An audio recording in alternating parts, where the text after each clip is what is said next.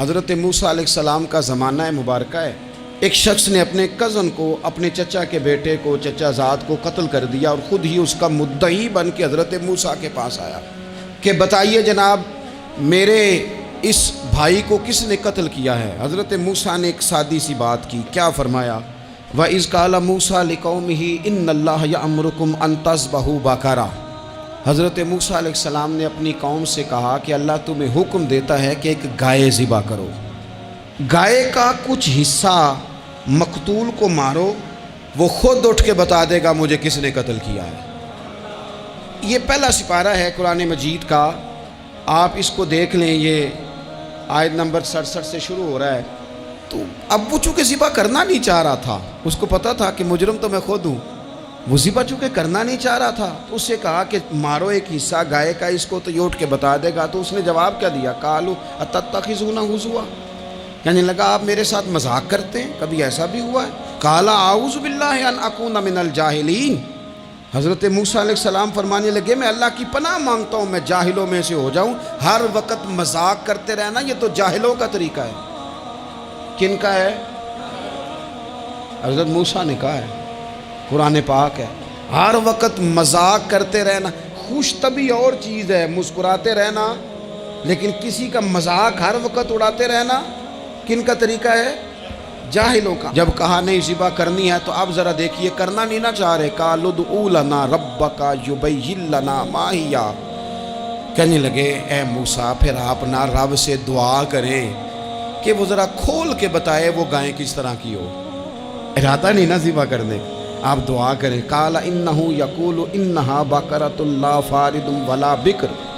فرمایا کہ رب کہتا ہے وہ گائے نہ بوڑھی ہو نہ زیادہ بچیا ہو، عوان بین ذالک، ان کے درمیان ہو، یعنی جوان گائے ہو. فافعلوا ما تؤمرون، کرو جس کا تمہیں حکم دیا جا رہا ہے. قالوا ادع لنا ربک یبین لنا ما لونھا. لو اگلی بات سن لو. کہنے لگے آپ دعا کریں رب سے کہ وہ کھول کے بتائے اس کا رنگ کس طرح کا ہو، رنگ بتائیں کس طرح کا ہو. قال انہ یقول انہا بقرۃ صفراء. فرمایا رب فرماتا ہے کہ صفراء رنگ کی ہو، یعنی گہرے زرد رنگ کی ہو. یہ رب فرماتا ہے اس طرح کی گائے ذبح کرو. فاقع لونھا تسر الناظرین، اور جب کوئی اسے دیکھے تو اسے اچھا بھی لگے، آنکھوں کو اچھی لگے وہ گائے، اس طرح کی گائیں ذبح کرو. لو اتنی باتیں بتا دی. قالوا ادع لنا ربک یبین لنا ما ہی، کہنے لگے نہیں آپ پھر دعا کریں اللہ ذرا کھول کے بتائے گائیں کس طرح کی ہو. ان البقرہ تشابہ علینا، ہمیں ذرا گائیں پر شبہ پڑ گیا ہے کس طرح کی ذبح کرنی چاہیے. وَإِنَّا انشاءاللہ لمہتدون، اگر اللہ نے چاہا تو ضرور ہم ہدایت پا جائیں گے. پھر اللہ تعالیٰ نے فرمایا کہ قال انہ یقول انہا بقرۃ لا ذلول تثیر الارض، گائیں اس طرح کی ہو کہ وہ کبھی کھیتی میں نہ چلائی گئی ہو، یعنی اس کو کبھی کام نہ اس سے لیا گیا ہو. بیل کو لوگ لگاتے تھے نا، جو کام آج ٹریکٹر سے لیا جاتا ہے وہ گائے بیل سے لیا جاتا تھا. تو وہ کھیتی باڑی کے کام نہ اس کو لگایا گیا ہو. ولا تسقی الحرث، اور نہ اس سے پانی نکالا گیا ہو، نہ کھیت چلانے ہل چلانے میں لگائی گئی ہو. اور وہ جو کنواں ہوتا تھا جس کے گرد گائیں گھومتی تھی، تو کہا وہ بھی کام اس نے نہ کیا ہو گائے نے. مسلمۃ لا شیۃ فیہا، وہ ہر عیب سے پاک ہونی چاہیے. قالوا الآن جئت بالحق، اب کہنے لگے اب آپ صحیح بات لے کے آئیں، اب سوال ختم ہو گئے نا. کہنے لگے اب آپ بات فذبحوہا، انہوں نے ذبح کر دی. وما کادوا یفعلون، پر ایسا کرتے نظر آتے، لگتا نہیں تھا کریں گے ذبح پر ذبح. اچھا یہ گائیں پھر ملی کیسے؟ امام خازن کہتے ہیں کہ ایک نیک آدمی تھا، تو اس کا آخری وقت آ گیا تو اس کے پاس جو کل جمع پونجی تھی وہ ایک بچیا تھی، گائیں کی بچیا ویڑی، اس کے پاس وہ ایک بچیا تھی صرف. تو اس نے اس طرح کیا کہ اس کی گردن پر ایک مہر لگائی، اللہ کے نام پر بطور امانت اس نے اس کو جنگل میں چھوڑا. کہا یا اللہ میرا بیٹا ایک ہی ہے، وہ بھی چھوٹا ہے، اس کی حفاظت کرنا اور میرے بیٹے کو پہنچا دینا. بچہ بالغ ہو گیا. اس کی ماں نے کہا بیٹا جو امانتیں رب کے پاس رکھوائی جائیں نا ان میں خیانتیں نہیں ہوا کرتی، جا کے جنگل میں آواز دے تیری گائے واپس آ جائے گی. اس نے جا کے جنگل میں آواز دی کہ وہ جو میرے باپ نے امانت رکھوائی تھی وہ کدھر ہے؟ وہ نشان لگی ہوئی گائیں دوڑتی ہوئی اس کے پاس آئی۔ واللہ خیر الرازقین، جب رب بندوبست کرے، جب اللہ بندوبست کرے تو پھر معاملہ اور ہوتا ہے۔ وہ گائے آ گئی۔ اب اس نے کیا کیا اس نوجوان نے کہ وہ گائے گھر لایا، ماں سے آ کے کہا کہ اماں یہ تو اللہ نے فضل کر دیا۔ ماں کہنے لگی پتر حالات ہمارے خراب ہیں، منڈی میں لے جا اسے بیچ دے، لیکن سودا میری مرضی کے بغیر طے نہ کرنا۔ کس کی مرضی کے بغیر؟ کس کی؟ اماں کی مرضی۔ اور سنو یار، تھے کچھ لوگ جن کو لوگوں نے تانے بھی دیے کہ تم ماں کے پیچھے لگ گیا ہے، لوگوں نے بڑا کچھ کہا، پر جو ماں کی مرضی پہ لگے ناکام نہیں ہوتے زندگی میں۔ یہ دیکھو ماں کی مرضی پہ لگا۔ اس کی قیمت کتنی تھی گائے کی؟ بڑی مہنگی تھی، پر 3 دینار کی تھی۔ منڈی میں لے گیا، 3 دینار اس کی قیمت لگ گئی۔ تو ماں نے کہا تھا میری مرضی کے بغیر سودا نہ کرنا۔ اب بچے تو نہیں نا مانتے، اماں کو کیا پتا باہر بزنس کیا ہے، لین دین کیا ہے، پر ماں نے کہا تھا میری مرضی۔ بندہ دے رہا ہے اسے 3 دینار، اس نے کہا جی میں نے طے تب کرنا ہے، ڈن تب کرنا ہے، پہلے اماں سے پوچھنا ہے۔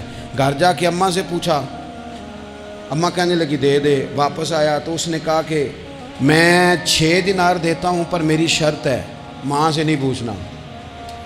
اس نے کہا تو 12 بھی دے، ڈن تب بھی ہونا ہے جب اماں نے کہنا ہے۔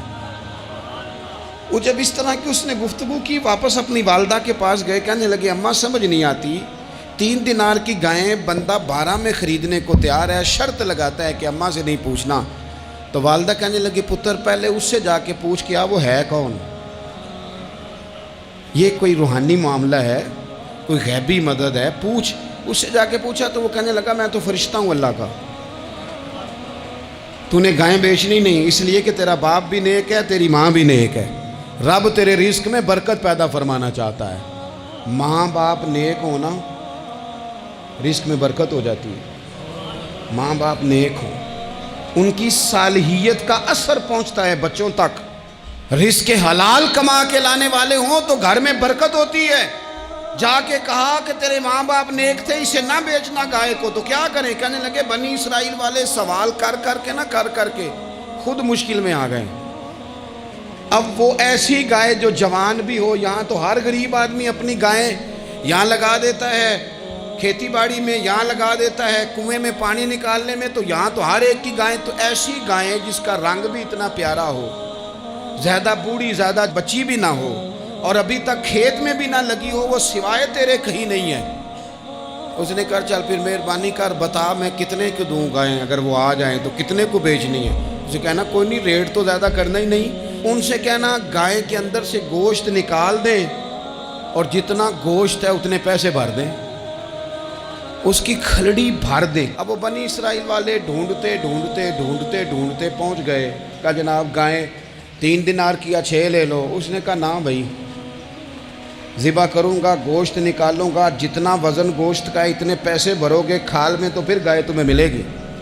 اب مجبور تھے، کیا کرتے؟ ابن کثیر حدیث لائے ہیں، امام سیوطی نے در منصور میں بھی لکھی ہے، نبی پاک صلی اللہ علیہ وسلم نے فرمایا سنو جوانوں، اور اسے دل کی تختی پہ لکھو، نبی پاک علیہ السلام نے فرمایا اگر بنی اسرائیل والے زیادہ سوال نہ کرتے تو اتنی مشکل کا شکار نہ ہوتے۔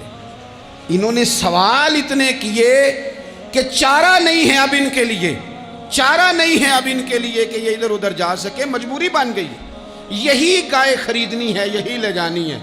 اب اتنا سارا مال جمع کر کے وہ گائے خریدی، ذبح کی، تو مقتول کو جب اس کا ایک حصہ مارا تو اس نے اٹھ کے کہہ دیا یہ جو مدعی بنا ہوا ہے نا، یہی تو میرا قاتل ہے، یہی تو میرا قاتل ہے، یہی تو ہے، اس نے یہ سارا کام کیا۔